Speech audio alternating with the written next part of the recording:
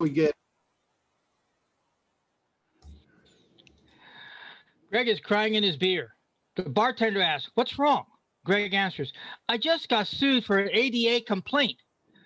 "You didn't have ADA protection? Huh? Is there such a thing?" "Yes, you need John Limbacher." That's classic. All right, well, here we go. June 10th here. We are cooking along through the year. Let me turn my camera on there. I almost forgot that. Just so you know, John, I used your name in vain today. Uh-oh. What did I do this time? And hopefully in the long run, it'll be a great deal.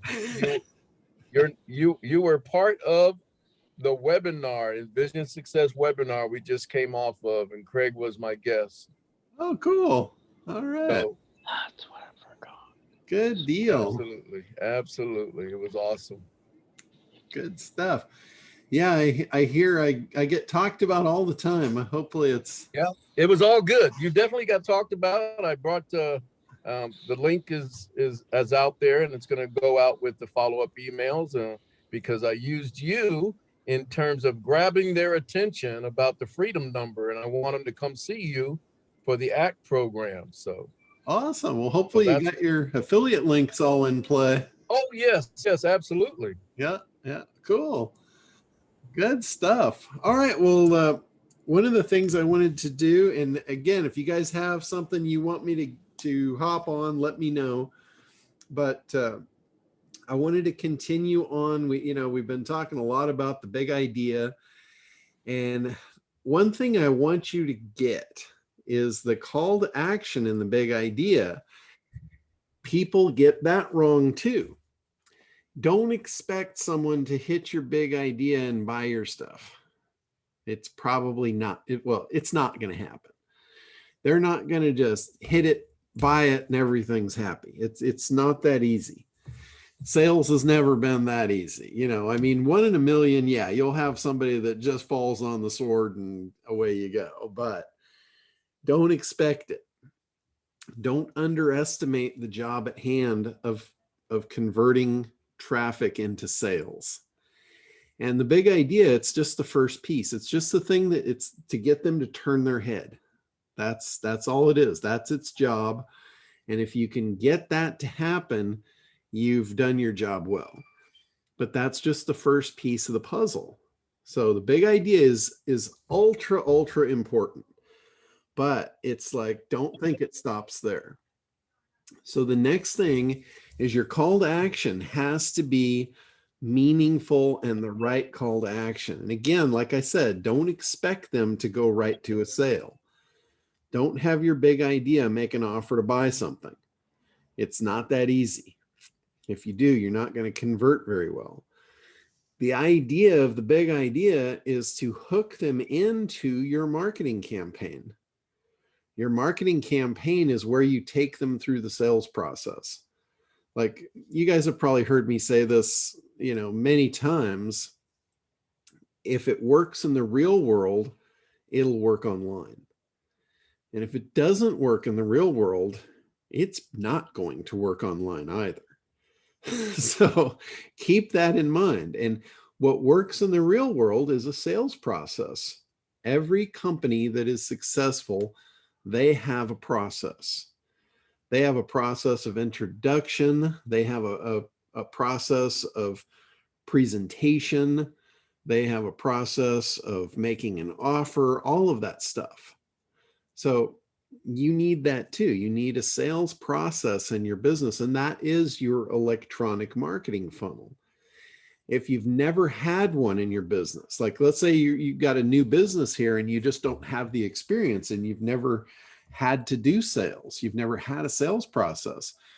This is, again, part of marketing. It's a skill that you can learn very easily, but it is a skill you need to learn, you need to implement.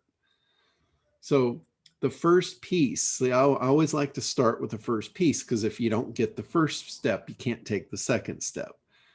And the first piece of getting their attention to begin with is the big idea. But now we're beyond that. Let's assume that we've got their attention. What do we do next?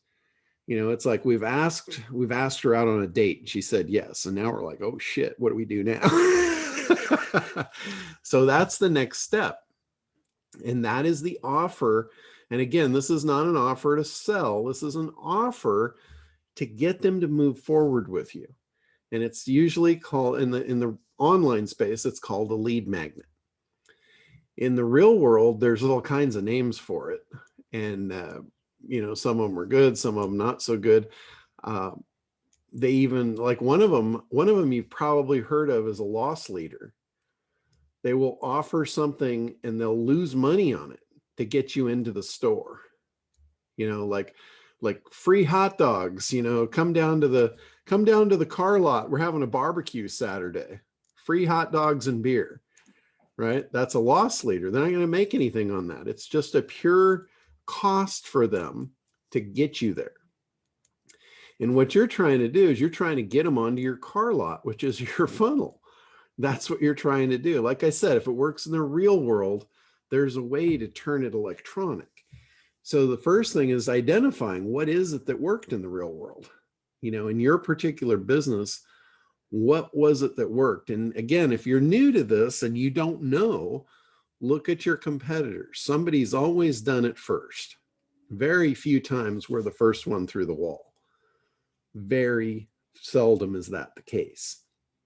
There's probably already somebody, maybe if it's not exactly what you do, something similar, and you can see what works for them. And again, that's part of the analysis process, is looking at your competitors, doing that real intense competitor analysis, figuring out every step of what's their lead magnet, what's their funnel look like, how long is their sales cycle, what is their offer, how's it followed up with, all of that.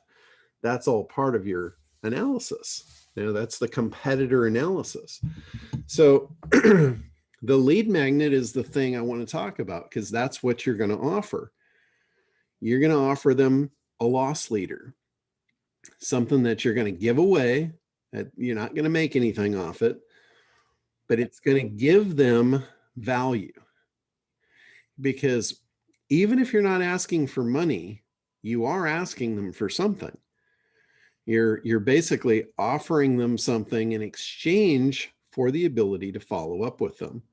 They're going to give you their contact information or their email or their phone number or something. You're going to say, hey, I've got this cool free thing. I'd love to give it to you. Where should I send it?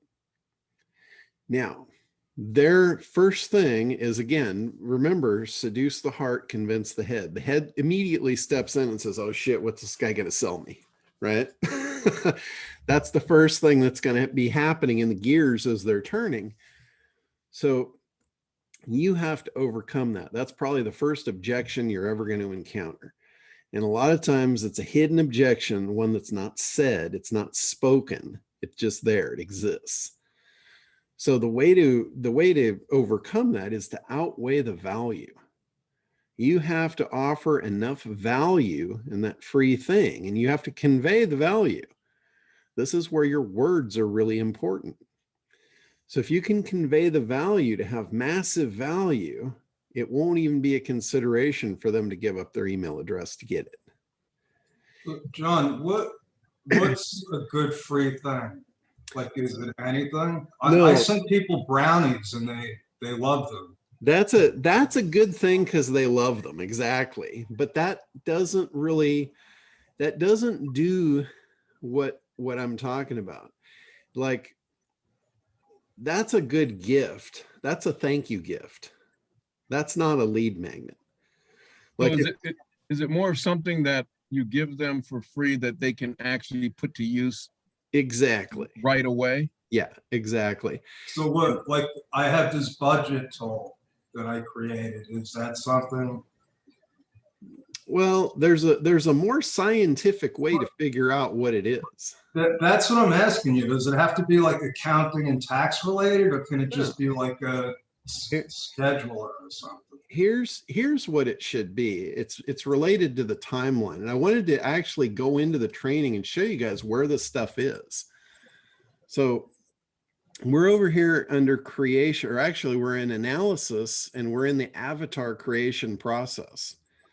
So when you're on that tab, you'll notice there's a bunch of stuff. There's an intro video, and then there's just a discussion of the avatar. Here's the thing. Here's a tutorial about the demographics of them. Next one down is the timeline. I've skipped in here 1 minute and 23 seconds in, where I've got the graphic of the timeline. And this is a really, really important part of creating your funnel here, is understanding this timeline.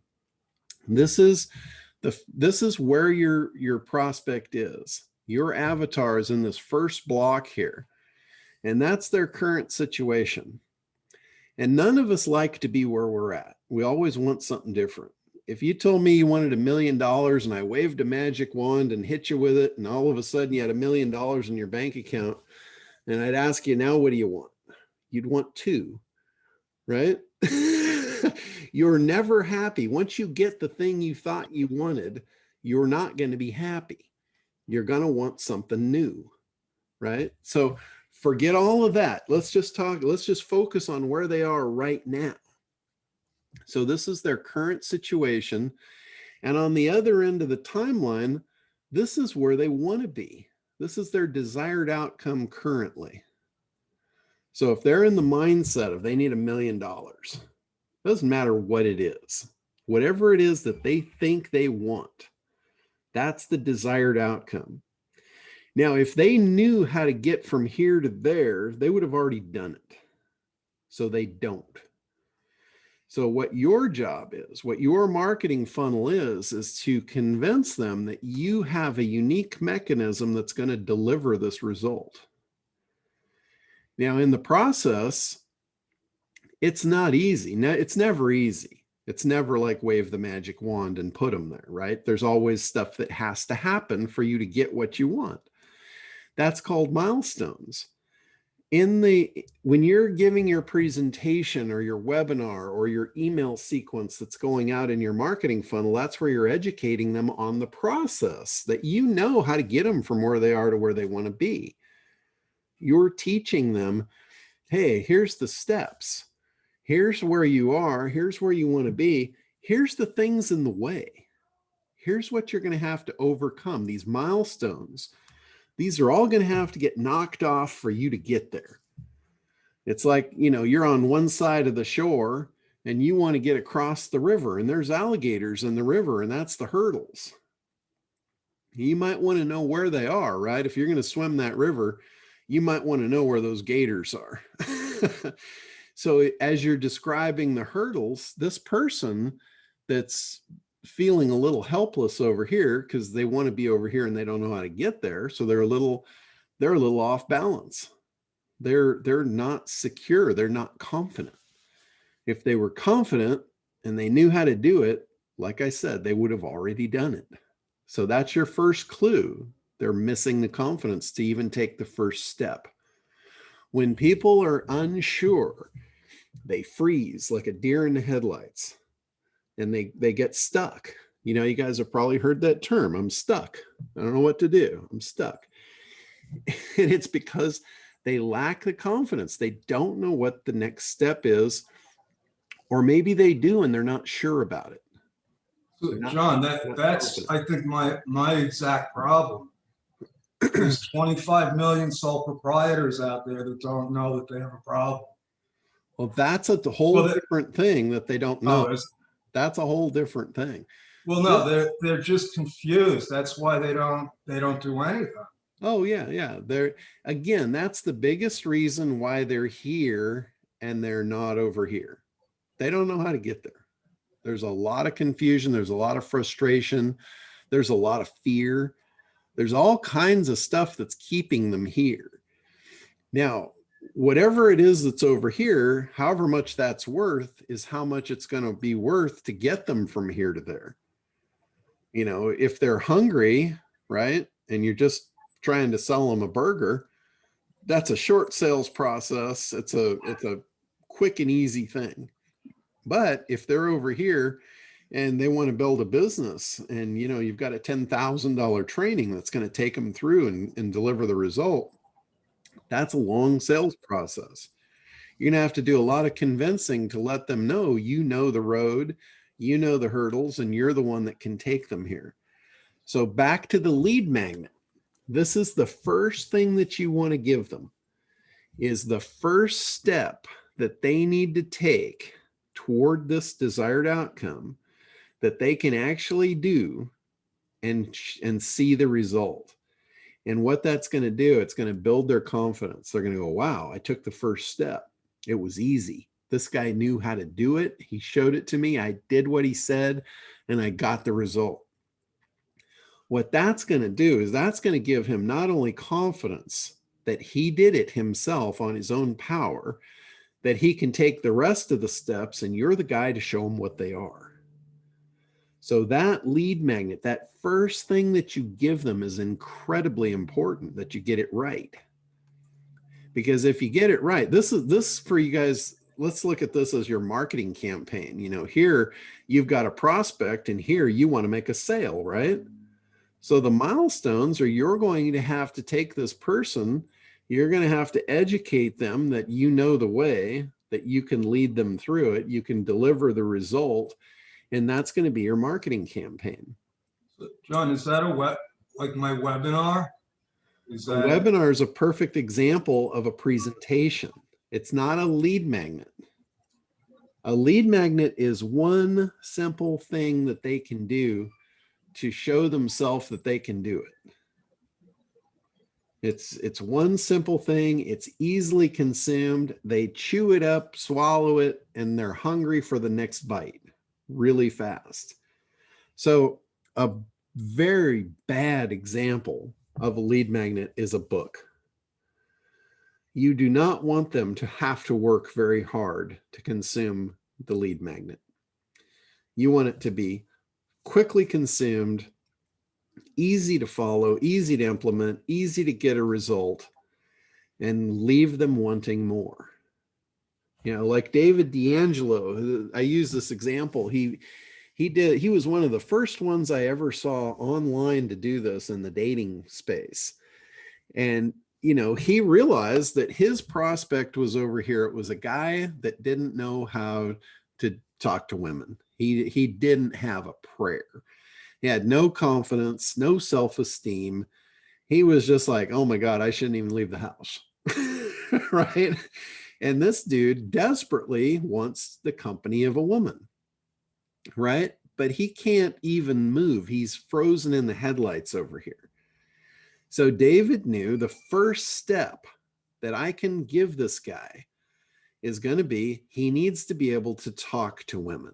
If he can't talk to women, that's the first step. If he can't take the first step, he doesn't have a prayer getting over here, and he knows it.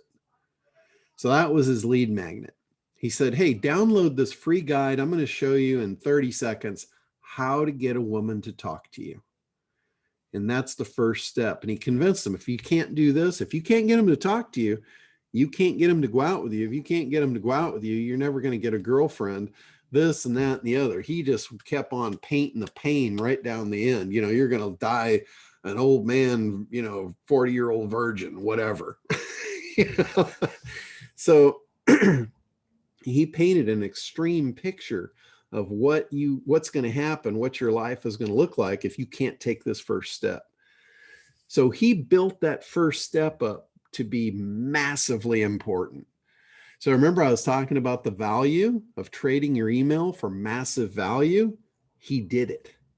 He created massive value with that first step, because he said, if you can't take this first step, you don't have a chance. You can forget your dreams of ever being and having a woman by your side, out the window. He said, I've got something that will help you do this. 30 seconds and you will know how to get a woman to talk to you. Right? That's a lot of value. And in exchange for my email address, hell yeah, let's do it right now. And then he delivered that piece, and they read it. They knew how to do it. All they had to do was go out and follow his direction exactly. And then they found that, holy shit, women will talk to me. It's a miracle. Any woman will talk to me now. His life just changed. And now he just took this first little micro step along this path, What do you think happened to his desire to get over here now? It just blew through the roof. His confidence level that he can do it blew through the roof. His desire, everything just escalated exponentially. So what do you do next? You give him the next step. You start telling him, hey, here's the road ahead. Who do you think he's going to want to guide him there? You tell him the pitfalls. You say, hey, there's going to come a point in time when it's going to be time to kiss this girl. And that's one of the alligators in the swamp. You need to not get eaten by that gator. You need to know if it's the right time or not. And he had another lead magnet in his funnel that he gave out at that point, but this was a paid one. So this is where he changed the relationship from giving free stuff to getting them to pay him. That's called a tripwire. That's, you know, and that tripwire phrase came from Ryan Dice and Perry Belcher. They're the ones that coined that phrase. Other people would call it, you know, first sale, first point of entry. You know, there's all kinds of names for it in the real world, but it's where you take them from a prospect and you turn them into a customer. And now the relationship changes radically between you and this person. They are much more apt to pay you again once they've paid you the first time. Getting that first payment is incredibly difficult, but after that, it becomes easy. So sometimes they will slide it in with a small purchase, a micro commitment, you know, like a $7 thing or a $9.95 thing or $29.95 or something small that's a no-brainer. Again, massive value for what they're getting. Yeah, Randy, go ahead. So do you do this for, so we're in the avatar creation area, and let's say you have 4 or 5 different people who you target. You know, for me, it's emerging speakers. So as an example, but I have 3 or 4 others, right? This would be different for each one of them. So it's different. So you create this for each individual or each group that you're targeting. Yeah, an avatar is a representation of an ideal client. Okay. You might have multiple avatars. You might have multiple products, multiple types of people that you're selling the same product to. So it could be the same product and you could have multiple avatars. But for that avatar, that one single defined avatar, you need to know their current situation, which could be different than the next guy. And you want to know their desired outcome. And again, that could be different than the next guy too. Like men and women do things for very different reasons. You know, if I was speaking to a man about business success, I would speak to him very differently than I would do to a woman because their desired outcome is different. Even though I'm selling them the same thing, it would be it's a different avatar. They're in a different situation. They want things for a different reason. Like men want significance, women want security, you know, just on a core basic human level. That's kind of one of the big differences between men and women. So absolutely, I would do this differently for each different avatar segment that I came up with. And, you know, going back, chunking back up the line here, over here in analysis, before avatar is market segmentation. You have to segment the market to figure out who your avatars are. That's where you figure out how many avatars you're dealing with. And then I go into detail in there about, okay, once you've got the segments out in front of you, which one do we do first? And to me, it's obvious. I do the most profitable one first. And sometimes I'll find I don't need the rest. Because I'm good with, you know, if I can make enough out of one avatar, I'm good because I'm lazy as shit. I don't need to do a lot of work. I want maximum output for the minimum amount of effort. So I will go for the most profitable one first. So that's where I do that in market segmentation. And then I move to avatar creation. Now I go to work. Now I know who I'm hunting. So that's where I go to work. Timeline, Look at their demographics, who they are, is there slang to them? All that stuff is in the demographics. Then the timeline. And then the next thing is the web analysis. This is wants, emotions, and beliefs. What do they want? How do they feel about it? And what do they believe? Do they believe they can do it? Probably not, because they would have done it already if they believed they could. And then, back to Joe, he was talking about most of the people don't know what they even want or what they need. That's the prospect awareness. What level of awareness are they? Are they completely unaware? That's the biggest part of the pyramid. That's the base of the pyramid. Most of your prospects will be there. They don't even know. They don't even know how messed up they are. They don't even know there's a solution. But once you shine a light on it, they're like, oh shit, I got to deal with this. Like they might not know that they're in danger of getting audited. But once you tell them, they're like, oh shit, now they're scared. Now they're aware. They're problem aware. You just moved them up a rung. So is that when I do my webinar, that's what's going to happen? I'm going to say, oh my God, I didn't realize the IRS can do that. Yeah. Then I got to have something to give them, right? Mm-hmm. That's where you can say, hey, there's a little test. I can show you a 2-minute test or a 30-second test to tell you if you're in danger of an IRS audit. That's perfect. So that's the first step, right? That's the first thing they want to know. Hey, how close to the wall am I? I could do something like on a scale of, I can give them points. That's brilliant. Yeah, you ask them a few questions. You give them, a way to analyze it, or better yet, you say, take the test, then schedule an appointment. I'll go over it. I'll score it for you, and I'll tell you how close you are. Oh. Hey, John, Joe could also, I'm guessing all of us could, but I'm thinking about Joe right now. He could also not just use webinars, but he could probably put a series of educational videos together. Yeah, absolutely. And then put that out there. Absolutely. And have that working for him as well. And ultimately, he could sell it as a bundle. I mean, I could do that with the ACT program. Look at all the pieces that I could give free trainings on any one of these pieces. Once somebody saw one of these pieces, they would know I know what the hell I'm talking about. And they would want the rest of them. Imagine if you weren't so lazy. Oh God, it'd be frightening. I should just hire somebody in that wants to market me and sell me, and they would make a shitload of money. We want to be like that when we grow up. But the job we have is to become lazy, to be able to become lazy.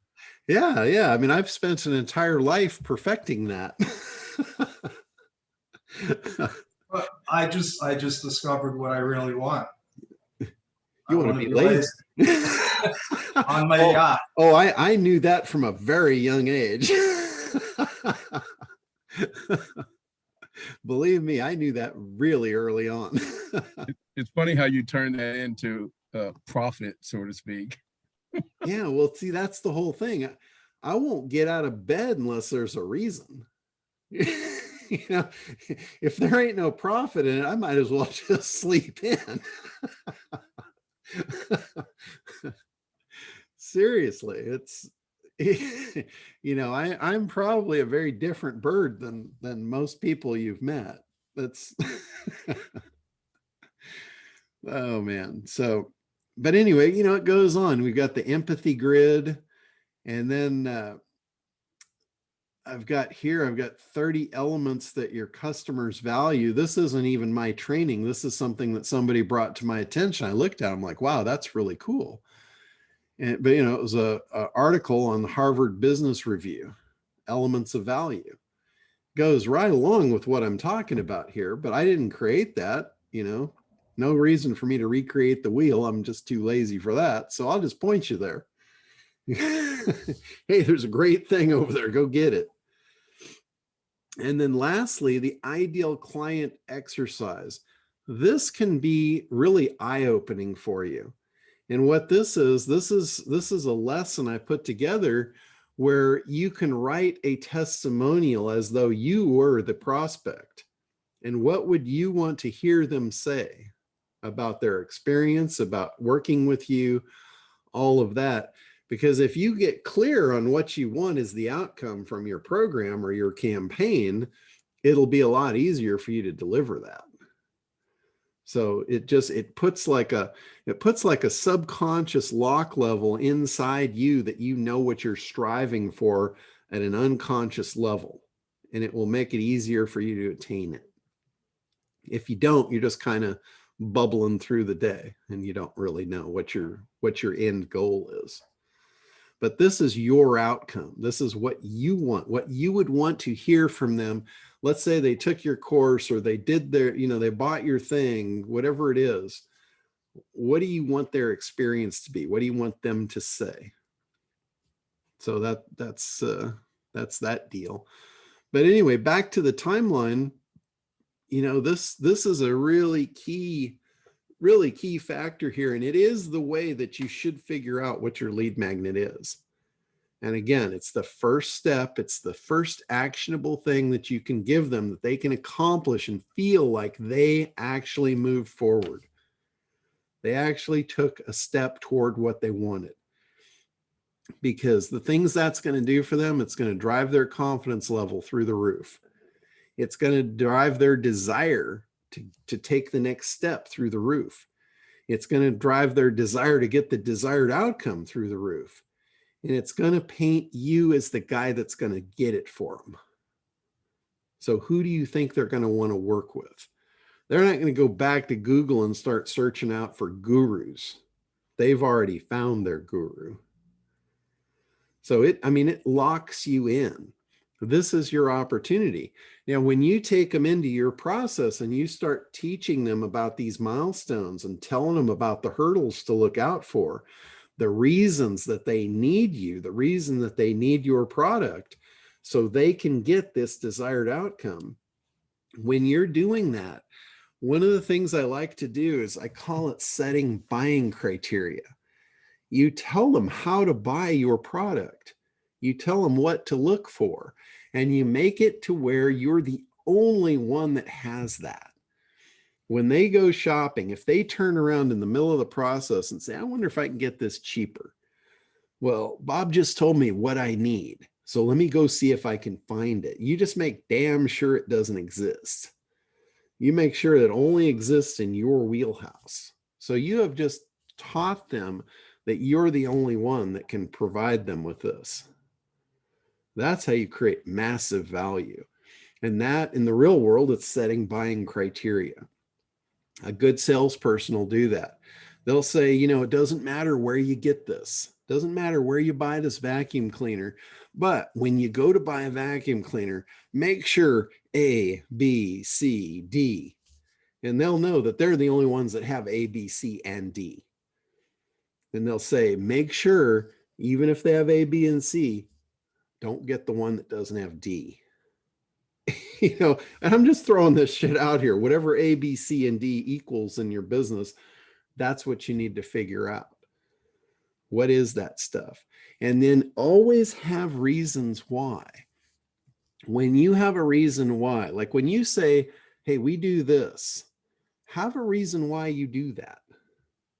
Because when you tell them the reason why and it makes sense to them, what that's going to do is that's going to let them know at an even deeper level that you know what you're doing and you're the guy for them or you're the gal for them, whichever the case may be.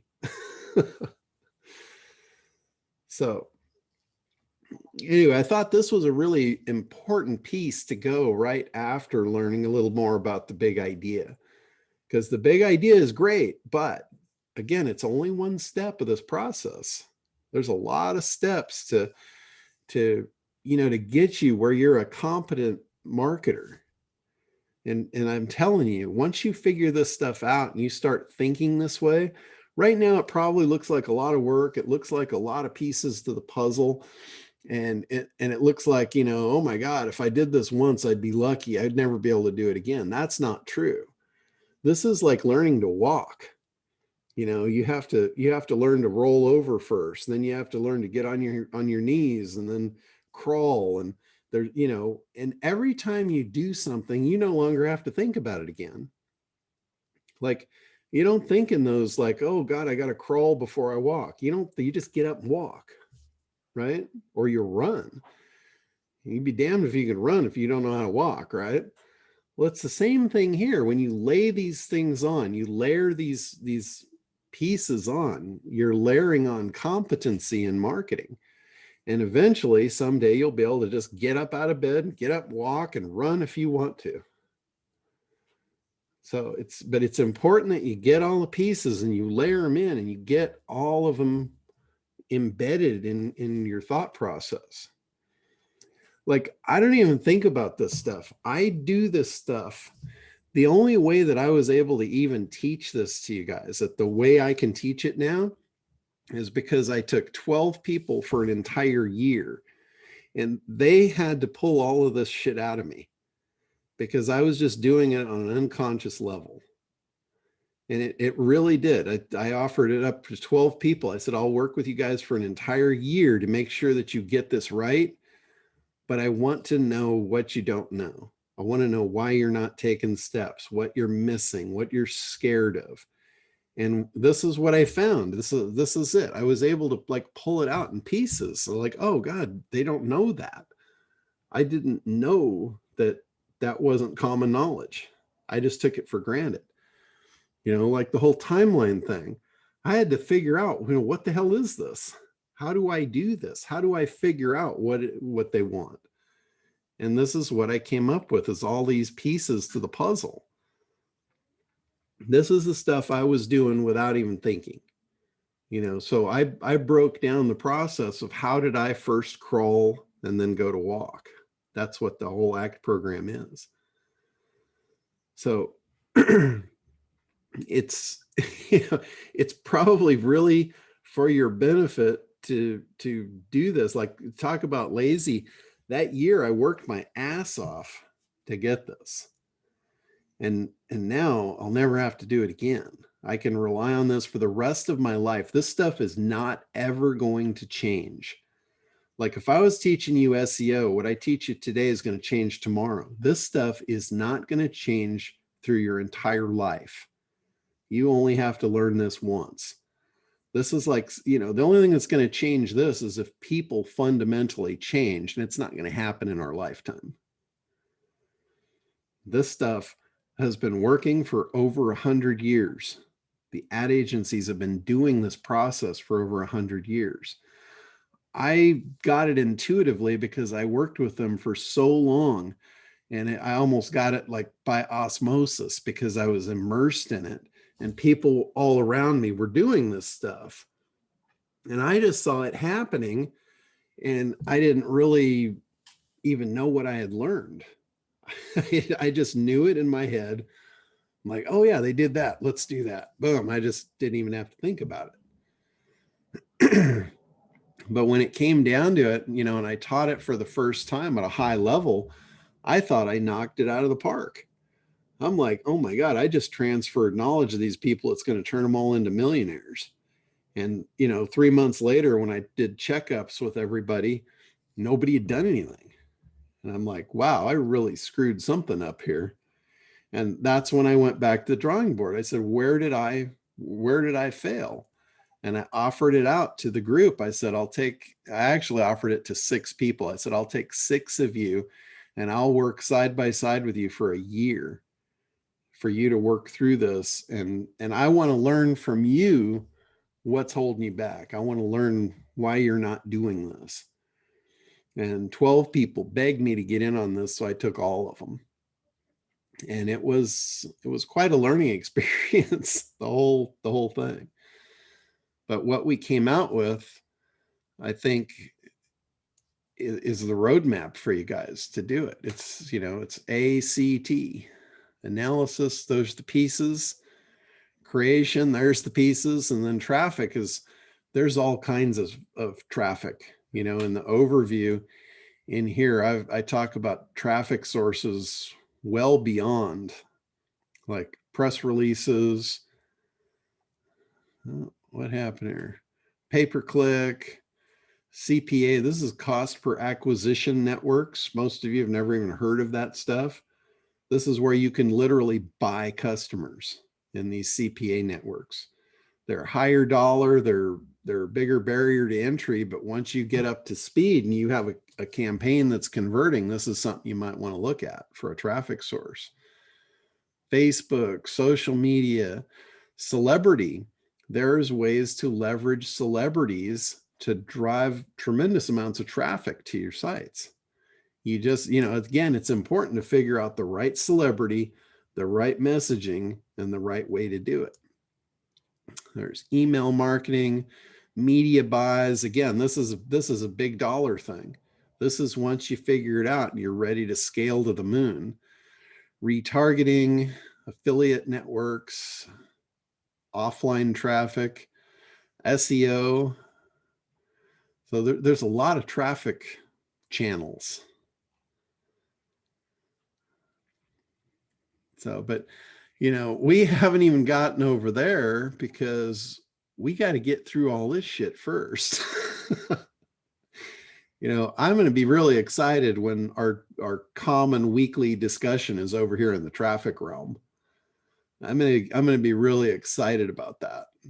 But I need to move you guys through the process. So that's what I'm doing. I'm going back to the drawing board here, taking it kind of one step at a time, hitting the things that are really important.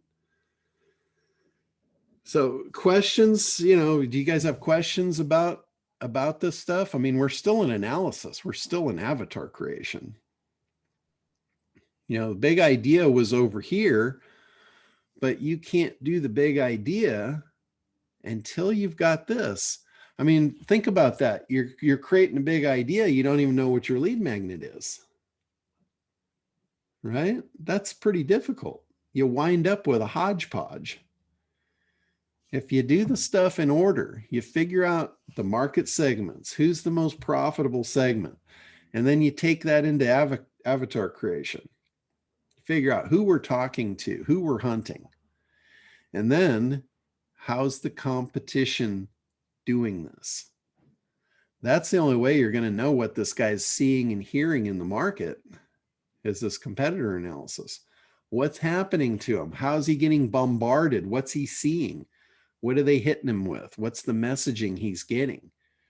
The messaging from the competitors, they're trying to make him believe that they're the only one, right? That's a pretty bad place for you to show up, right? You need to know what they're saying about you. It's like, and this is another thing. Many of you have heard me say this before, but I'll say it again. Your competitor isn't always who you think he is. Your competitor can be very different than who you think they are. Like, let's say you're a chiropractor. This would be a terrible mistake on your part to think that all of your competitors are chiropractors, because they're not. If we go back to the timeline, what you have is you have somebody in pain. They have back pain. That's where they are. That's their present condition on the timeline. Where they want to be is they want to be pain-free. They want that pain gone so they can get back to their life. They can do what they were doing before the pain happened. So that's their timeline. But now, who's the competitor? Other chiropractors, sure. But who else? There's pain relief medications. There's surgery. There's massage. There's acupuncture. Those are all competitors. Those are all the people they're hearing talk. So when you go to set your buying criteria, how important is it to know that stuff? When you're going to create your A, B, C, and D, this is what you want to look for when you're getting rid of your back pain. Here's the alligators in the swamp. Here's what you want to watch out for. Here's the things that are important. You need to know all that stuff. And every time I look at this system, it's like, holy shit, how in the hell did I get this right? I mean, it's like it makes so much sense. And it's the way the ad agencies do it. You know, they segment the market, they create the avatar, they look at the competitors, then they go into creation. Big idea. They actually create high demand products based on what they learned in the previous steps. Then they create irresistible offers. Copywriting is a big part of that. So I broke it down, you know, copywriting, headlines, lead pages, landing pages, the sales vehicle itself. That's generally your webinar. That's your presentation. Sometimes it's a one-shot deal. It might be a 1-hour seminar. It might be a webinar. It might be a sequence of videos. Maybe you deliver a video sequence for 4 days or 10 days or whatever it is.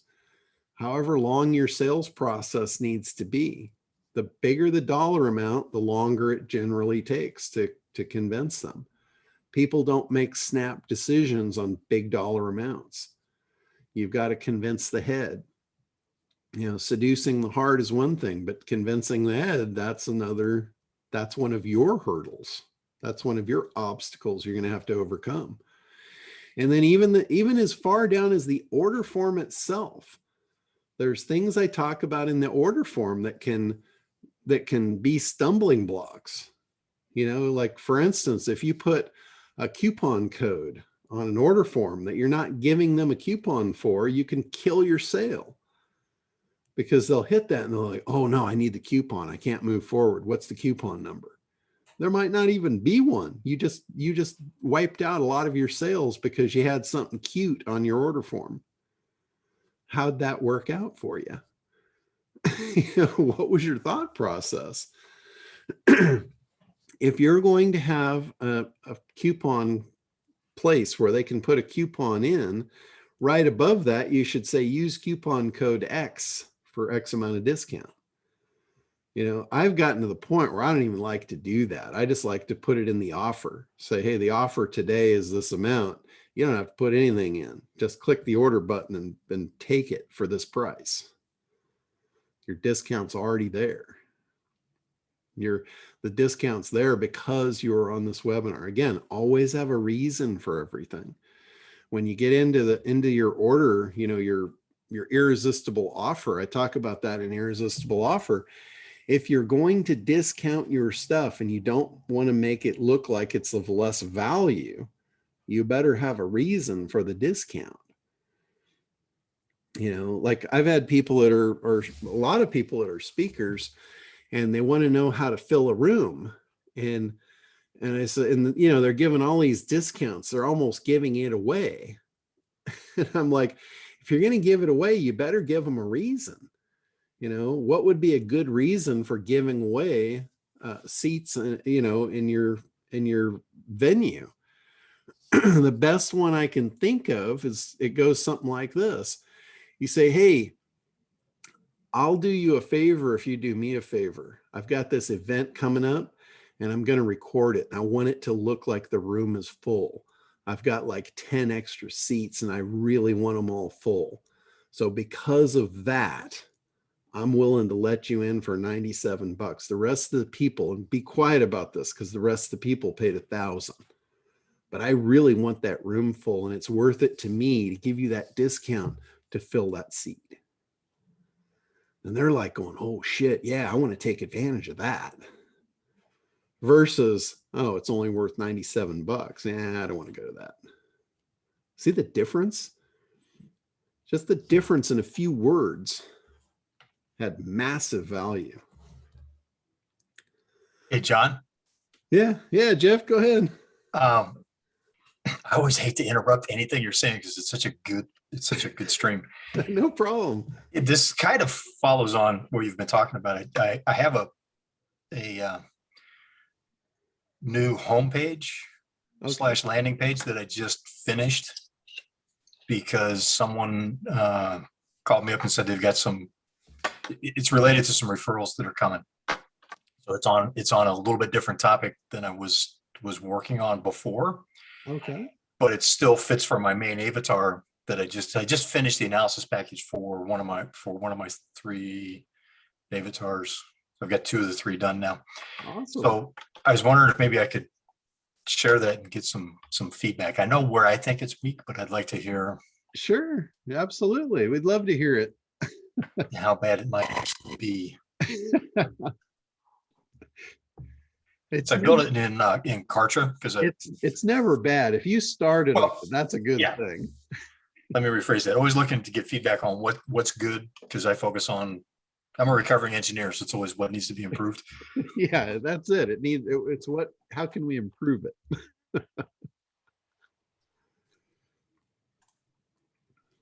So you want me to share the screen, or? Yeah, you can share screen. Sure. Can you see that? Oh wow, who's that guy? That guy's serious. So this is on a Oh, he looks Kartra. professional. They kind of clean up well. So it's for operations consulting Okay. on companies probably 25 to 100 employees range. Okay. So one of the first thing that I see here is my eye immediately goes to yes, I want to learn more. Mm-hmm. That's like that yellow. It's just like I can't even read the text next to you because I'm drawn to that. Yes, I want to learn more, but I don't know what it is I want to learn more of. Okay. So that piece there, you want to position your call to action after your deliverable. So you want to make sure that they consume that first. So the headline, like when you're doing your big idea, the headline should really grab them. I have the eyebrow piece up above where that's small text. That's kind of the thing that says this is for you if. So if sometimes they'll pop there and then they'll see that little thing and they'll go, oh, what's that? And then they'll go, oh yeah, okay, this is for me. And then they'll continue down. But if that, like the fact that drew my eye so hard that's a powerful thing when you think about it. It's just what it said there didn't compel me to want to click it because I don't know what it is I'm going to learn yet. So if you change the text on the button, that might be enough to just say, oh yeah, hell yeah, click, boom, done. I might not even have to read the thing. So anyway, go back to the page because I didn't get to read it. I was so enamored with that button. Is it not displaying now? No, we went back to your Kartra dashboard. Oh, I see what happened. Okay, sorry. You might have switched screens or something. I switched screens. Yeah. You got it back? Not yet. Well, let's get rid of the Kartra dashboard and see. Yeah, try it again. Okay, let me reshare it. Sorry about that. No problem. Okay. How's that? That's perfect. All right, so I'm going to read it now. Ready to take items off the list of problems you wake up in the middle of the night worrying may derail your business. That is a big chunk to swallow. You might want to simplify that. Like I've been working with Tammy over the last several weeks, working on all the copy and stuff for Woody's website and his funnel and all that stuff. And every time I get it, I'm breaking their sentences down, like their chunks of what they're calling a sentence. I'm putting it into 3 sentences. And it just, when you create, and this goes back to copywriting, when you create copy, it's got to be easy to read. And one of the tricks to that is reading it aloud. Read it aloud and then have other people read it aloud back to you. Like when I read that, ready to take items off the list of problems you wake up in the middle of the night worrying may derail your business. That's not how I would speak to someone. That's think about this as like if you were having a conversation over a cup of coffee with somebody, how would you talk to them? Yeah, I might say, are there things keeping you up at night? John, didn't you told me you should have like 2 or 3 yes questions? Yeah, so that would be the first one. And go, are they related to your business? Does it come down to money? And then up at the top, then I'd have the button. Click here to how to get rid of all that. Hey, John, are you saying the button, because of the color and it draws your attention, should be lower and not up there up the top? It should be after Yeah, you. I would put it below business in this scenario. It would go right below business. Right. Yeah. Because that way it's drawing me down through the text instead of away from the text. Right now, it won't even let my eyes go to that side of the page. Which is good for a button and call to action, but Yeah, it's a we're great looking over there. It's Right. a great button color. I mean, the contrast and everything, that's it. Seriously, my eyes just want to go to it. Do you guys have the same thing? Yep. You Yeah, guys- so what, John, if he turned his copy color yellow, would that be a counterbalance that would link the action button to his copy, especially if his copy was simplified? Well, you don't want to take away from the button. I mean, the button's the most important thing, but we haven't seduced the heart yet. We haven't convinced the head yet. We're asking a question that probably the answer is no right out of the gate. It's like if I just met you on the street, think about this, like what works in the real world. If I walked up to you on the street and I got in your face and said, hey, you want to learn more? You'd think I was a freak. You'd go, no, get the hell away from me. Right? It's no different here. You've got to seduce the heart. You've got to convince the head and then ask the question, do you want to go home with me? So John, could he say something like, are you tired of waking up at night? Are you worried about your business? Second question. And then a third question, and then the action button down below. Yeah. And the other thing too here is you're kind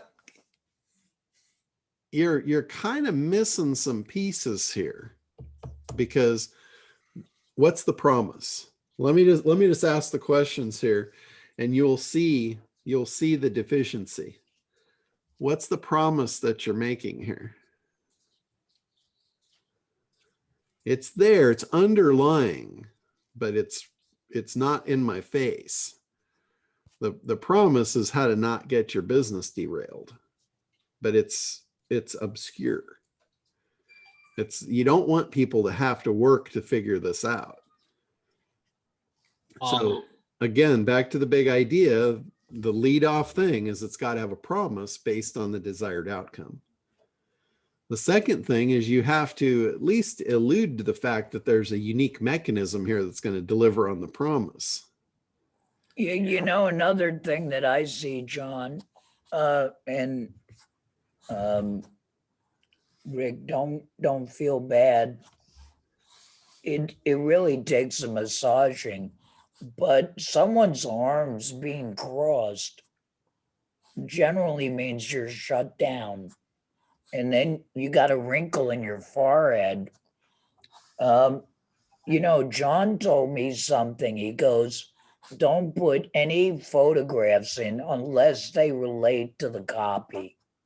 And if just in my limited world, if someone was going to take problems off my plate, they would be waving their hands and celebrating with me. You know, I'm going to be the guy that takes that crap off your plate and gets you rich.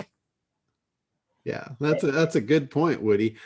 Because when I see the image, when I take everything else out, I see an attorney.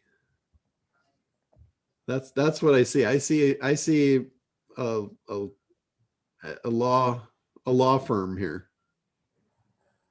Yeah, and everyone hates lawyers. Law firm. Am I just out there? Does everyone else see that? Do you get the feeling of this is an attorney? This is like, Yeah, John, it looked like an attorney to me. And in fact, I was thinking a sans serif font would give more of that legal look, since that's what he's going for. I Mhm. thought it was A intentional. defense attorney Yeah. too. Yeah, a defense attorney for sure. Yeah, yeah. He also has his arms crossed and he looks kind of stern. And do you want that? Do you want to have a friendly face that's going to help guide you through a situation, or somebody with their arms crossed is kind of a closed down look also. It can look like confidence, but You want that mean looking guy going after the other people, not you. You should be on your Harley, Jeff. right. We lost your screen again, Jeff. Yeah, I'm trying to figure out how to be able to take notes at the same time I'm listening. Oh, okay. It's, Well, you can stop not it there. succeeding. Was there more to it? yeah, but Well, let's take another look. Let's see what else you got, and then we'll have you stop the share and you can make notes and we'll just talk. I've used this before. What is this called? Zoom. I've used Zoom before. Yeah. Couldn't tell. I think when you do This the is why I share, have 3 screens. I can move it across and only be showing one screen at a time, Jeff. Yep. If you're going to buy me another screen, I'm all for it. I've got 2. Dude, if you can't afford $100 for a computer screen, man, you're in bad shape. I'm in bad shape. See, Working on and the not, other, working on not being homeless again. Oh. and then Jeff, you got this photo, and it's another serious up your ass photo. Yep. It's not inviting. And one other thing, I learned this research with my real estate agents when I was teaching. But there was a study about facial hair, and most people do not trust people with beards. Go figure, but it's a poll they did. interesting. Abraham Lincoln had a beard, Woody. Well, Yeah, and they're tearing down his statues all across the country, so they're not trusting him. And he got shot. Got shot in the head. So there you go. And they'll probably pull his statue down sooner or later. So they already are, Yeah. at least in California. I think, Woody, that might have something to do with industry to industry, but I don't think that's like across the board. See, that's nicer. He's smiling. Yeah. Yeah. You know, he's got the fist up and the picture's blurry. What the F? He's even off the ground there. Yeah. That's awesome. Damn it. That's more you, Jeff. I don't see you in a suit. That's like when Craig tried to wear a suit one time. Yeah, that's the me that you know.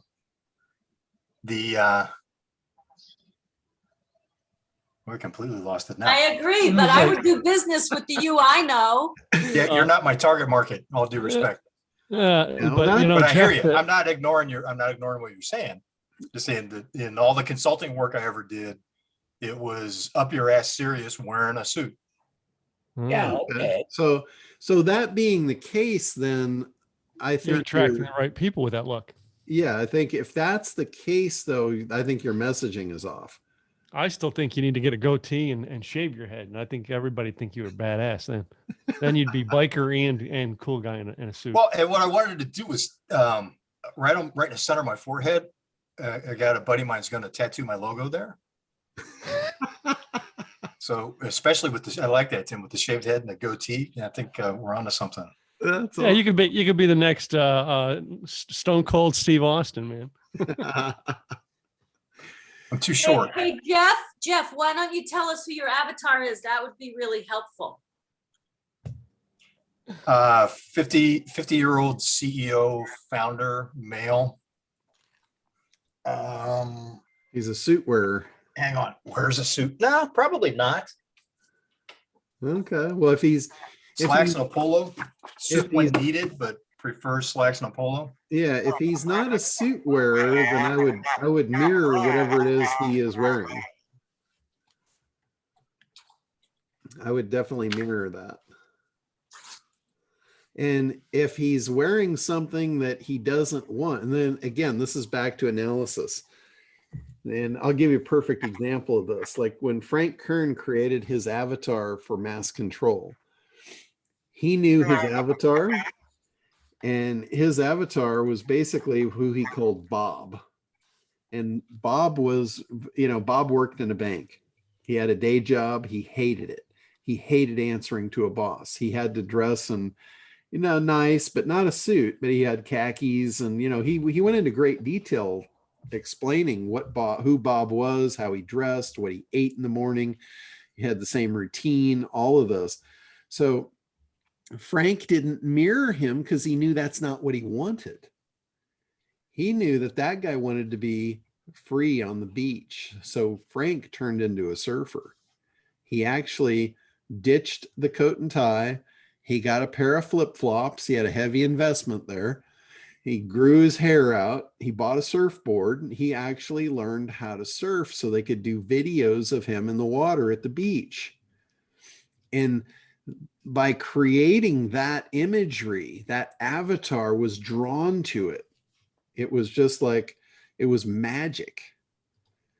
So there's cases where you mirror, and you only mirror if that's where they want to be. If they want to be somewhere else, you mirror that, and they will be drawn to it. So again, the imagery, the words are really important. The imagery is just as important because it gives us a feeling. Like I had the feeling when I saw that. I've never gotten that feeling from you ever until I saw that image. But I'm like, oh shit, that's an attorney. That's somebody's in trouble. I hope it's not me. And again, I'm not your target market, so that may not stack up to a hill of beans. But No. I hear what you're saying, and I think that's extremely valid because while that may be the formal business attire, even for my avatar, that's not his preference. Correct. And his name's Rick, by the way. Okay. So you want to dress how Rick wants to be dressed. Yeah. So he's married. He's got 2 teenagers. Likes doing stuff outdoors. Really prefers doing stuff with his wife, bringing the kids along when they can. Realizes they're going to be out of the house soon. Yeah. Yeah. So all of that stuff, it's all part of, this is, and again, once you get this, and I hope you're not feeling roughed up by this process because it's not kidding me. It's not meant to rough you up. It's a learning experience. My friend, I've been left for dead on the side of the highway. This is not roughed up.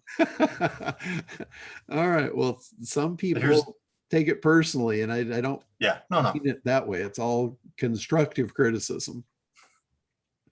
It's the constipated look on my face just means the gears are spinning. It's not,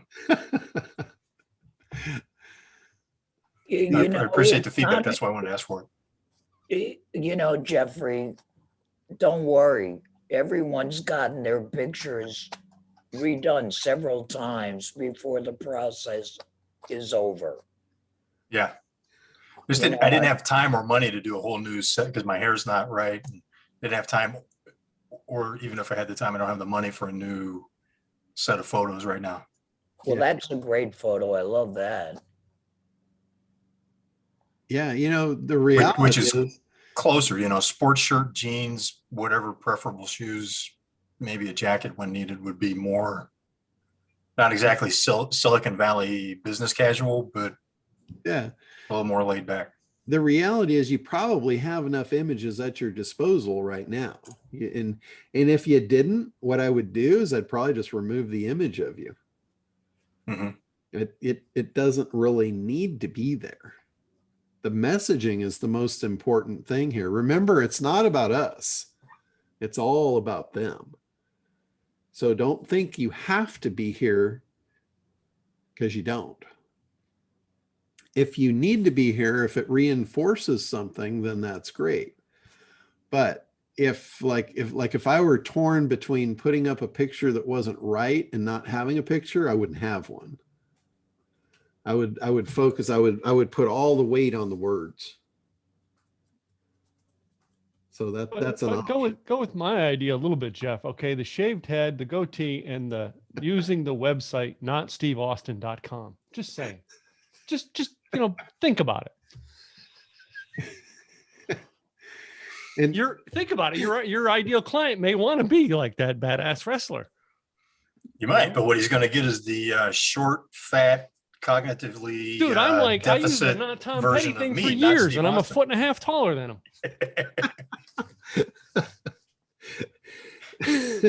He does kind of have that Steve Austin look, you know. He does. If I'm telling you, if he did the goatee, he would look like Steve Austin. And height doesn't matter. Again, I'm taller than Tom Petty, but like I had TSA agents who demanded my freaking autograph.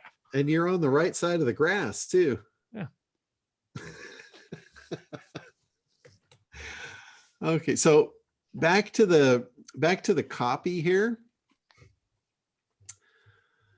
Yeah, it's a word salad. Yeah, the thing here, I know I've used this terminology with you guys many times. This whole thing about waking up in the middle of the night or what's keeping you up at night, that kind of stuff. And it isn't meant to be in the copy, those words specifically. It's meant for you to think about what's keeping them up at night and be able to answer those questions. Like if you get to the bottom of, what's keeping this guy up at night is covering his payroll, then rather than asking what's keeping him up at night, go, make it specific. Make it specific to that. Are you having trouble?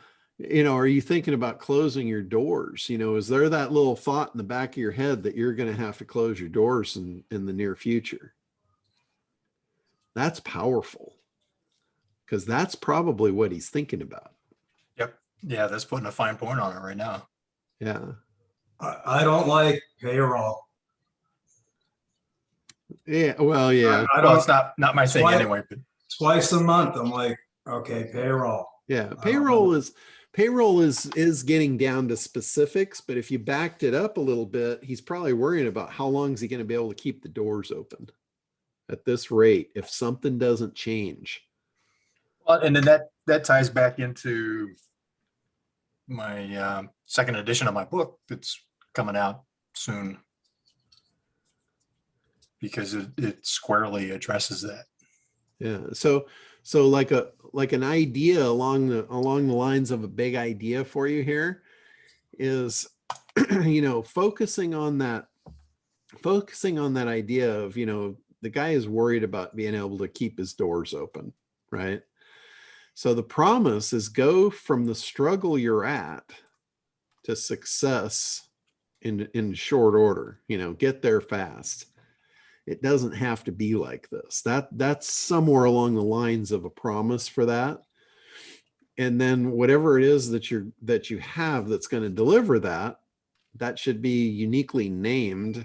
And you might want to say, we've got the whatever process that will take you from the struggle you're in to success before you even knew what happened. And then you could say just like, and then that's where your unique not your unique mechanism, that's where your compelling, intriguing angle comes in. Jeff, I think your big idea was what you wrote about in your book. I mean, that story about what you did with that company, like a few short months. Yeah. Joe did me a favor and reviewed the financials chapter for me. Oh, cool. Because we started out by, in 30 days, doing a 40% productivity improvement and 60% work in process reduction on their biggest manufacturing line as a factory. At the end of 2 years, we had them doubled production on half of their staff, and we had doubled the valuation of the company. And it had been slated for being closed because it couldn't be cost effective operating in Los Angeles. Yeah. So See, that's a great hook, to double the value of your company. yeah. I mean, that's the headline. So here's a unique angle on it. You could put on there, find out how some crazy nut CEO discovered how he could double the value of your company while he was flipped over upside down while river rafting. This idea literally popped into his head while he was submerged, thinking about, if he was going to close his doors. You know, something like that. The crazier they are, the more effective they will be.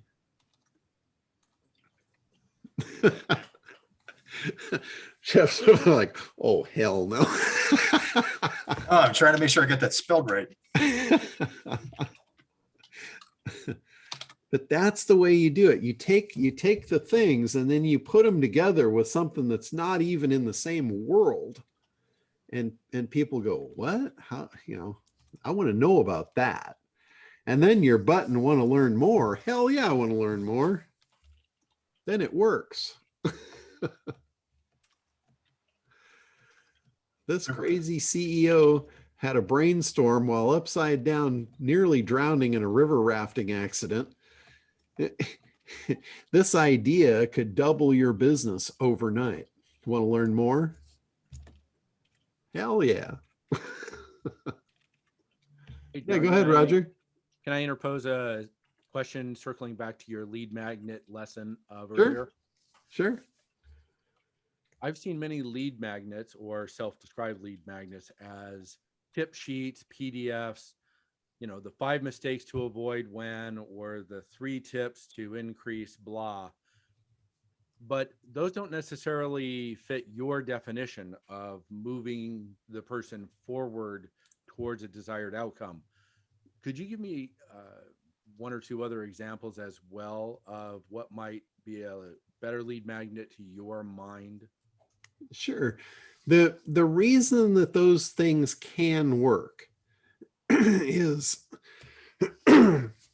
sometimes you can use them to set buying criteria. Sometimes you can lead them to a webinar easily.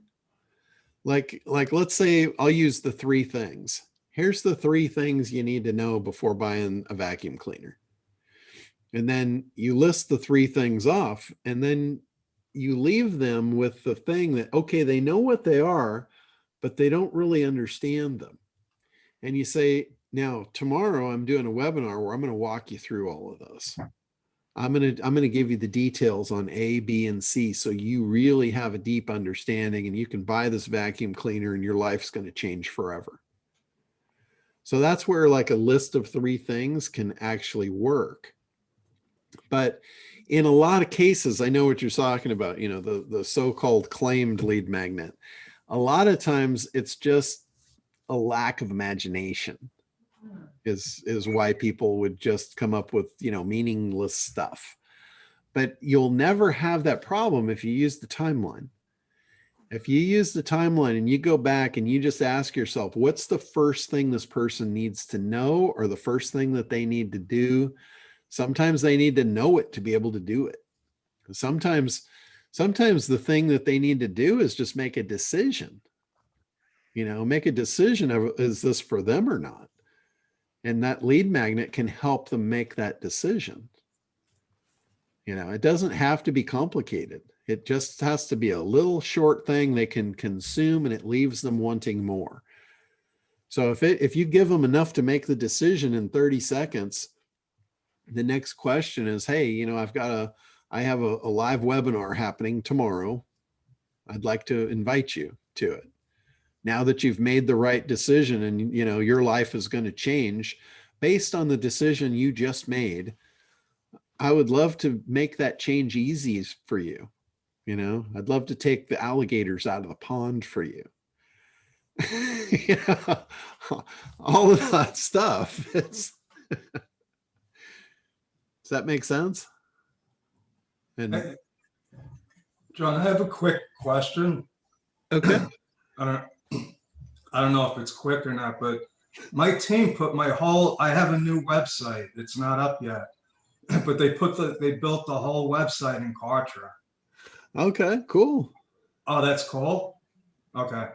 Well, I don't know. I haven't seen it yet, but well, I mean, I put the link in the chat room, but I didn't know they were doing that, but I didn't know if it would be a problem for SEO or anything else. I mean, I'm happy with it. The only thing, I mean, websites in Kartra are fine. The only thing about them is if it's like for a funnel or something, they're perfectly fine. Okay. If it's for your business, if it's like your business website, I would probably do that in WordPress because it gives you a lot more flexibility. Kartra is great for what it is. It's great for making landing pages. It's great for making lead pages. It's great for making sales funnels. I mean, it's awesome. I don't know of anything better. But to build an entire website, you might find like a year from now, hey, you want stuff in your website that Kartra is not going to support or something. Right. I And get that. the other thing, if you're concerned with SEO, WordPress is going to be better because you can optimize it more. You can So eventually we're going to have to go back to WordPress is what you're saying. if you want something that's going to be optimized for user experience and the search, then probably. Okay. There's components, there's plugins and stuff for WordPress where you can optimize for the speed. Google's really concerned with speed nowadays, especially on mobile devices. And Kartra is not the fastest loading thing. You'll probably notice sometimes it takes a little bit for those pages to load, which is okay in a sales funnel. Once they're in and they're going to go through the process. But like for cold traffic hitting your website, don't count on them waiting very long for anything. Okay. So that's kind of the difference of why I would go with WordPress for my front end site. Now with Kartra is beautiful on the back end for everything. Joe, I just went to your page and it looks to me like a landing page because the top of fold section is a fillable form to go do something. It doesn't start with a, hi, I'm Joe, and this is what I do. It strikes me more as a landing page than a website. The other thing I want to mention, and this is the reason I'm really jumping in here, is well, no, this is a landing page. Hit the home button. I thought you said you put your hit the home button. And you've got the same thing. Then your link was to the landing page. Got it. I'm just gonna take over here for a second because I just want to mention something caused a huge a negative adrenaline rush for me personally, and it may not be for everybody, but your page has my data filled out already, and I've never once seen that happen. What? Yes, the landing page already has name, email, address, phone number, everything filled into it. I'm assuming it's the same data I used when I signed up with John. So I assume Kartra put a cookie on my computer that I haven't cleared, and Kartra is using that cookie to pre-fill your form. It's a neat trick, but it instantly made me think I just got violated. And frankly, I also thought that's a neat trick. Do I want to use that on my site? But I don't even know how that it freaked me out. I can answer that one for you. That is a Kartra thing. Really? Yeah, that is a Kartra thing. Like when you're in the Kartra universe, like if you've opted into something on Kartra is storing, your data and the cookies and all that stuff. So if another Kartra form comes up with the same form names, it will auto pre-fill for you. It's a good thing and it can be a bad thing too. If you want to eliminate that, when you create your forms, you can customize the form names so they won't match everyone else's form names. But if you use the defaults, then it will pre-populate, which it can be good. I love that when forms pre-populate. I understand how it's happening, so it doesn't freak me out. But for somebody that didn't understand it, like Roger, he was, it's like, oh shit, did I get hacked? Well, I get maybe Roger isn't my ideal client, so that's fine. Well, that's possible too, but it's all just information.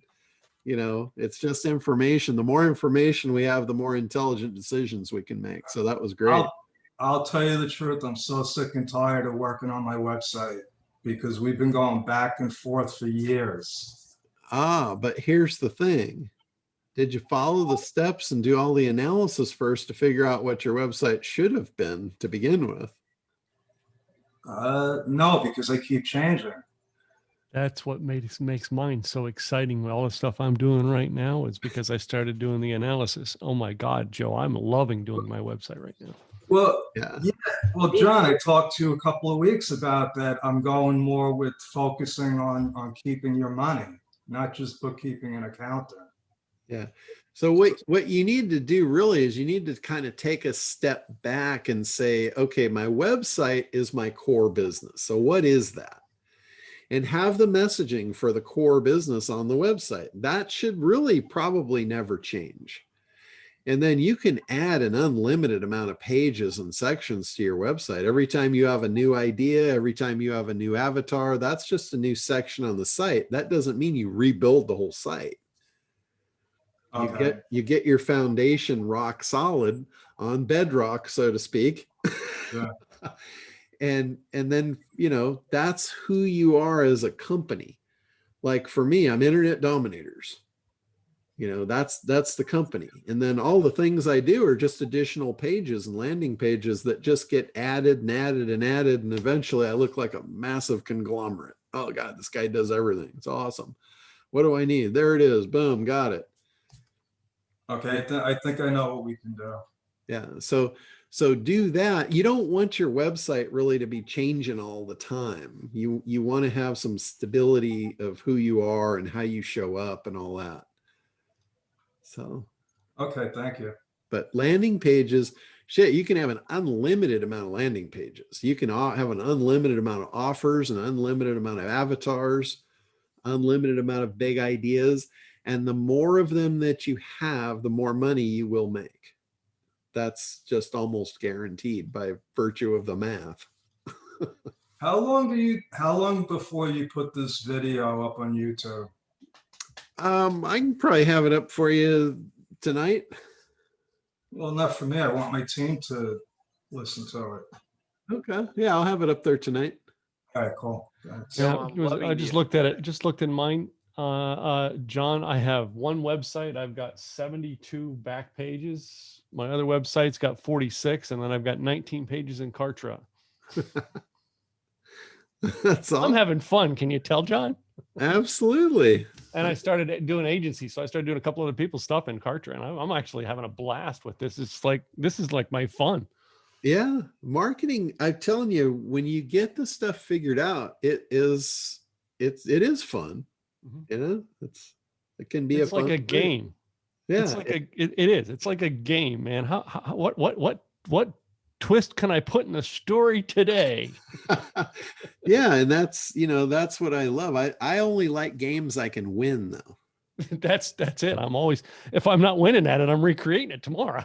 Exactly. So, that's why I've been so successful in the whole SEO realm is it's a game I can win. I understand it and I can win that game. And now I'm realizing, hey, I'm just as good at marketing as I was at SEO because it's a game. And it's all Speaking of, the game, the one game that I'm still monkeying with is, and I actually called and talked to one shopping cart this week that when my billing cycle is over, I'm not renewing. Yeah. But I got 8 more sequences in there, only 600 people left to move. So cool. Hey, John, Sounds like a question about winner. workshops. I see Okay. Joe has one on his, and you mentioned the webinar. Mhm. Do you always try to make it a live webinar? What if you have a pre-recorded and you have that Zoom webinar service where you go and enter and then it begins automatically? Do you like pre-records or always live? Well, here's what I do. This is my preference, and I don't really like the idea of gaming people, like making them think it's a live webinar when it's really not. I prefer not to do that.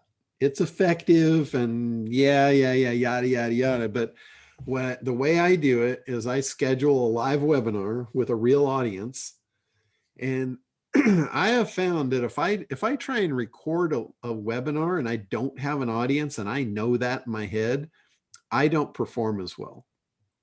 I just don't. If I know there's 100 people in the room, I'm going to give it everything I've got.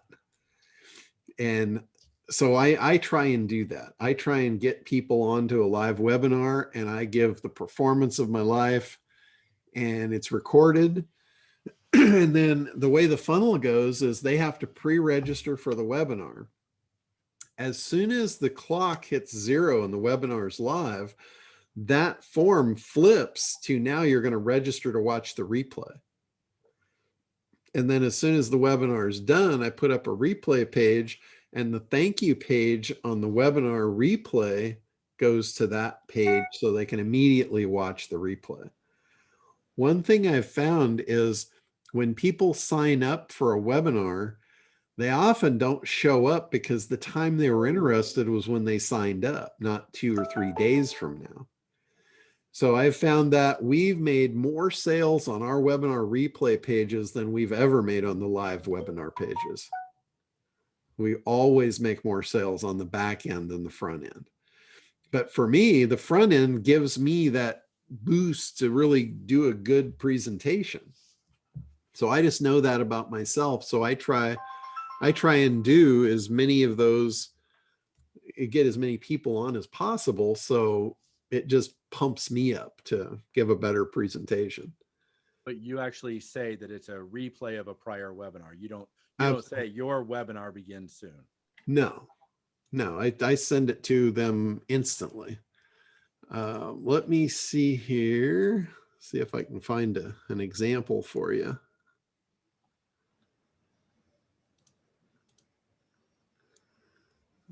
Okay, yeah, I've got. Is the door open? Why is it so drafty?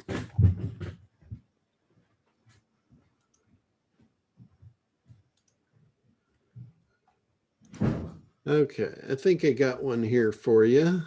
Let me share the screen.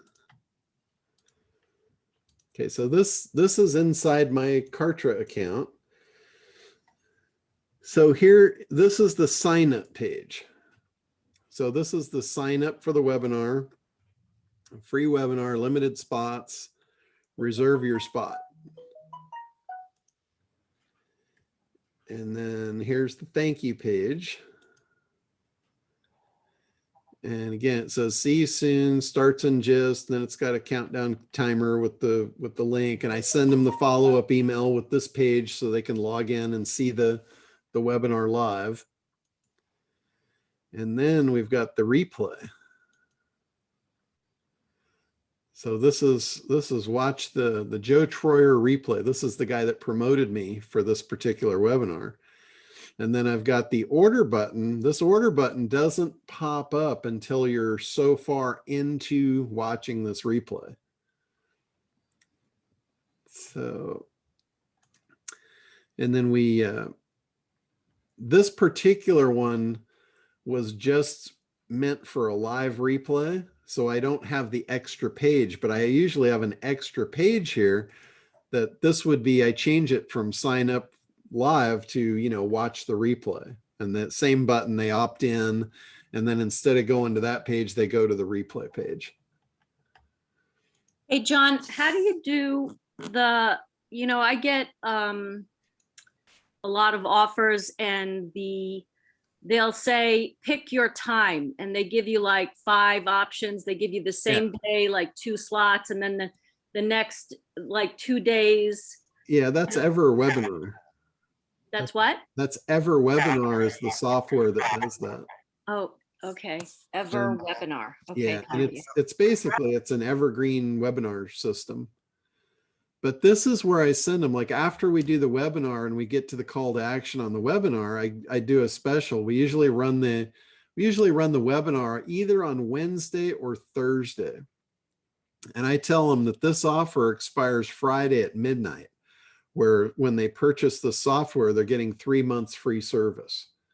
And that usually drives them pretty good. We've got the counters on here, and what I did, this is kind of an affiliate trick here for any of you guys that want to get an affiliate to promote you.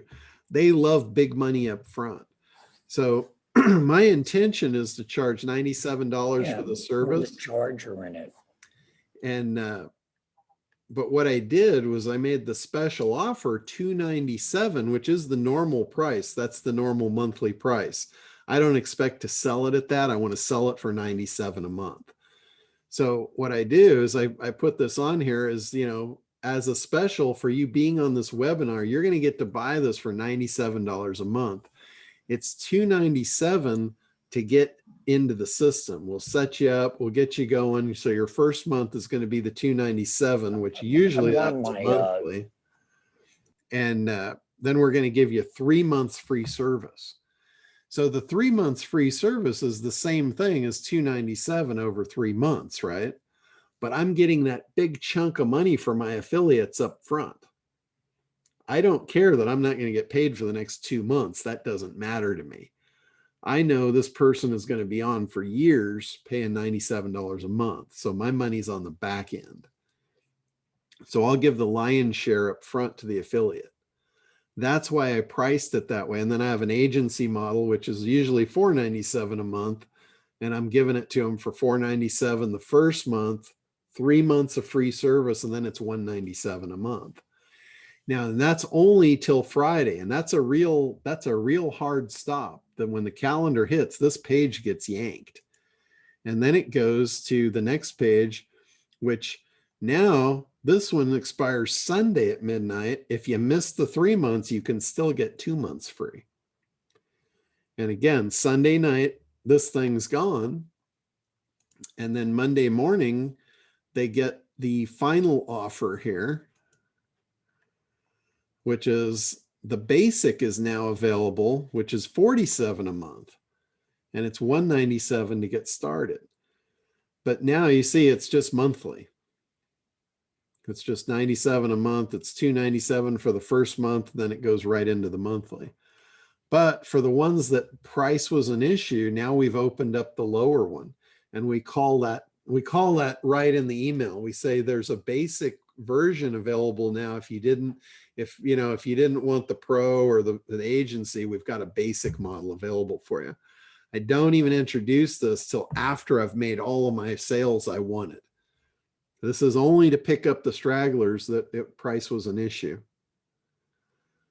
So I know this sounds bad, but I don't care about these people until I've already got the others out of the way. I'm going to scoop as much off the bottom as I can here as the process goes on.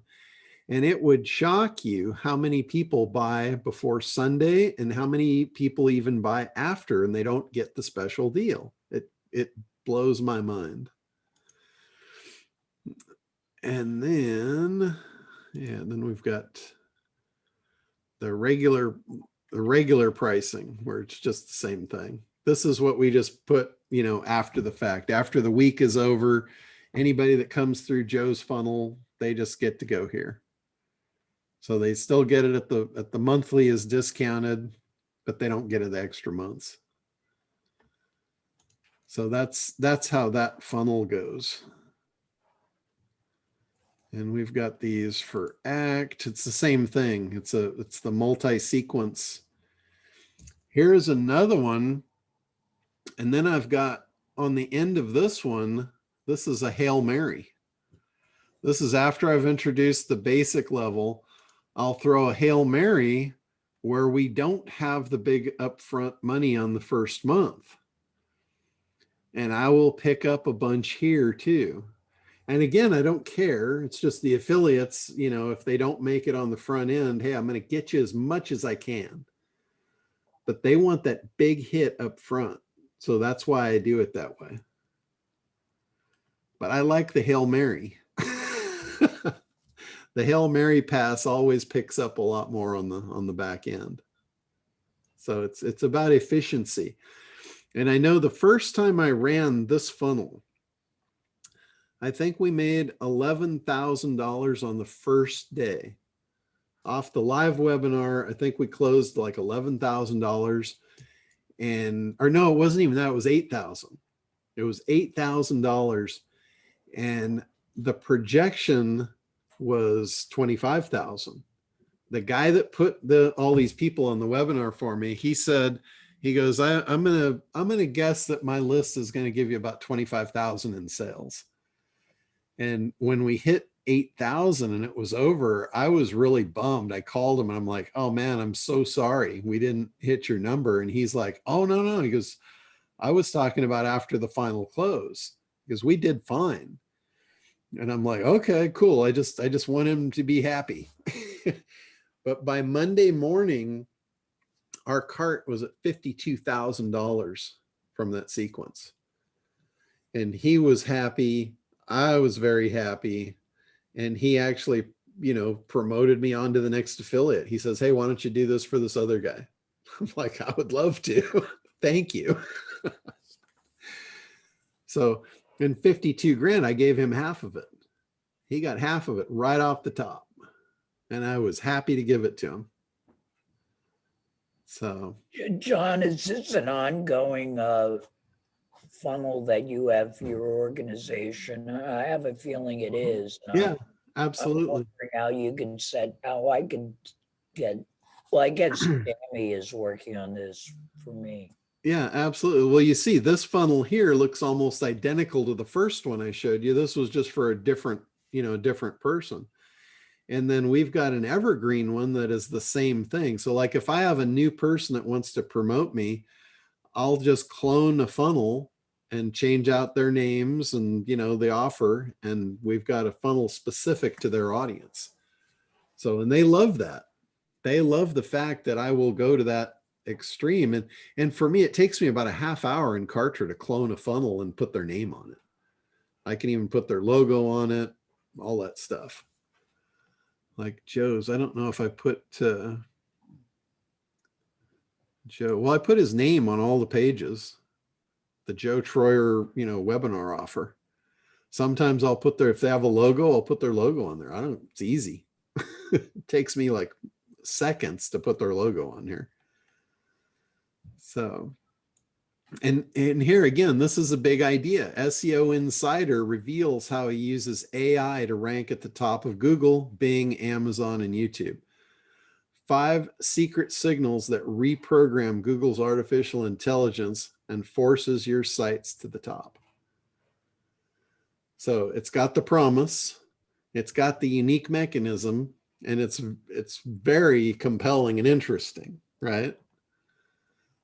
SEO Insider, and he's going to reveal this shit about using AI. And they're like, how the hell does that work? And then the image, there's no image of me in here because it wouldn't make sense. It's like, I don't even want them to know who I am. It's just a secret SEO Insider. I thought you were the robot. Well, the robot represents Google, and she is going to beat the machine. So, and she's not, not hard to look at either. So, but anyway, and I knew most of my audience was male on this, so it's very fitting. It went over very well. So, John, I have a question about what I bought was a legal service for like $500 for the rest of my life. Yeah, that's FTC Guardian. That's for all of your legal compliance papers. They keep your website up to date on your privacy policies, your terms of service, all that stuff. They basically keep you FTC compliant. What is that? The floral company? FTC? FTC is the Federal FTC, Trade Commission. anyway. Yeah. Let me ask you a question. Because, Craig Deswall talks about having E&O insurance on anything you sell on your website. Yeah, that's errors and omissions insurance. Yeah, errors and omissions. And I just got a price for $2,500. And I'm just yours is going to be more, Woody, because you're selling houses. You're doing $1 million sales. Most people wouldn't be that expensive. And it's like one of those things you should. What I was going to ask you, Obi-Wan, what was that again? I was going to ask, do I need it when I have Guardian as well? That's just where I was going with that. The errors and omissions insurance, it's a good thing to have, but so is a business license, and half of us probably don't have business licenses. So it's a matter of, as you grow your business, there'll be a point where it will make sense. It doesn't make sense if you have minimal exposure, like the first product you sell, the chances of something happening with that is pretty minimal. So it's a risk tolerance. It's where do you have risk? Like with you, if you're selling multi-million-dollar estates and there's a potential that you could have an issue, you might want to cover your butt. But for most of us, Well, I the have, first year or so in business, it's not a big deal. I mean, I have errors and omissions for every transaction. But this internet presence, Yeah, and again, you'd have to look at your exposure to see whether that was worthwhile or not. well, what do you define exposure as? Like what is your potential for being sued? Because that's what it is. It's to protect you if you get sued from a business. Shed California.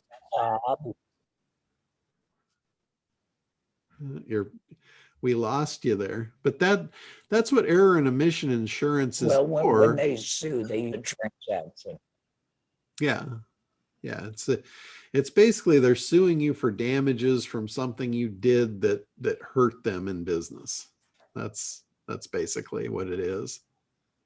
So Are you talking about the on stage E&O that Craig is talking about? well, I'm just talking in general. That's what that E&O insurance is for. It's for anybody that could feel like they have a claim against you for harm done. From something that you said on the website. Yeah, it could be anything that happened. So, all right, I'm seeing the time here, and I got something I got to run off to. So I'm going to go ahead and close her down for today. But hey, guys, great. It was a great call. Love the topic, and let's get back on and keep on cooking next week. Thank you, John. Thank you, John. Thank you, John. All Have right. a great week, you guys. Be well, everyone. Thank you. Bye-bye. Bye-bye.